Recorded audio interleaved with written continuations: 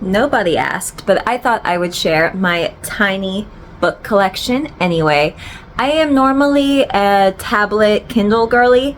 I like to get my books cheaper there, read them, and then if I really love them, I will buy them. So, let me show you what books I have and why.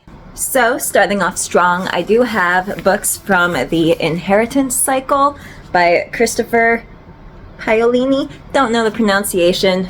I love dragons. These were very formative books for me in my early, I don't know, maybe middle school years, and I've loved dragons since, so I love displaying these ones. This one's my personal favorite because he's golden. It's cool. And we've got another really fantastic trilogy, the Bartimaeus trilogy.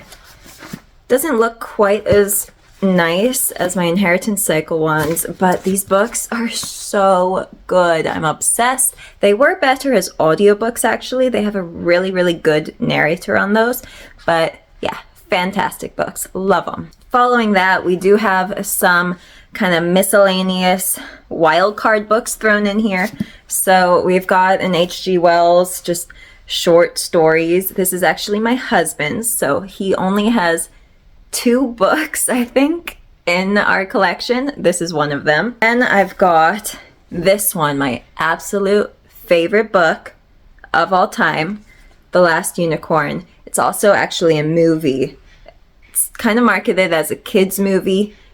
A little weird as far as kids movies go, but really fun.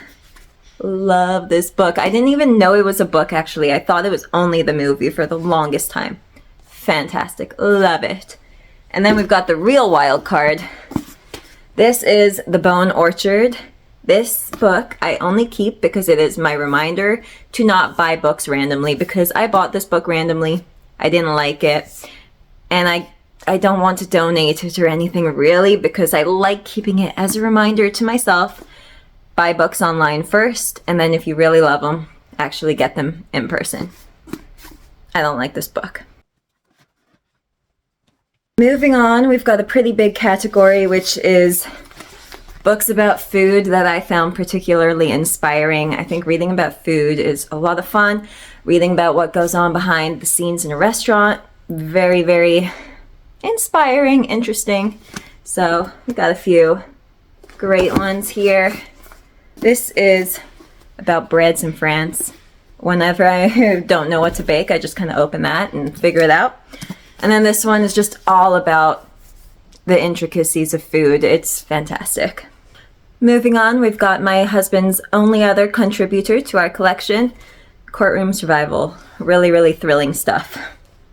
And then we do have this book, which was one of my favorites as a kid, and it just took me a really long time to actually hunt this book down because I'd forgotten the name, I'd forgotten the plot, forgotten the author, forgotten everything. So I did find it, I was proud, so I bought it. And then we've got this book, which the book is actually not my jam at all. I hate murder mysteries, but it is one of the first books that my husband and I actually picked out together on one of our very first dates, so I keep it. And last but not least are my favorite childhood books of all time, the Redwall series. I've got a bunch up there, I've got more here, and I did actually name my son partially after my father-in-law, partially after one of my favorite characters in the book series. So I'm a really big fan. Of course, I have to have all the books. I thought this was an important video to share because, yes, I want to talk all about my books, but also, as an avid reader, I know we often feel like we should have these big fancy libraries just like the ones we see all over TikTok and social media, but you can also have a very small collection just of your favorites, and that is just as special, if not more so. It's also a lot more affordable.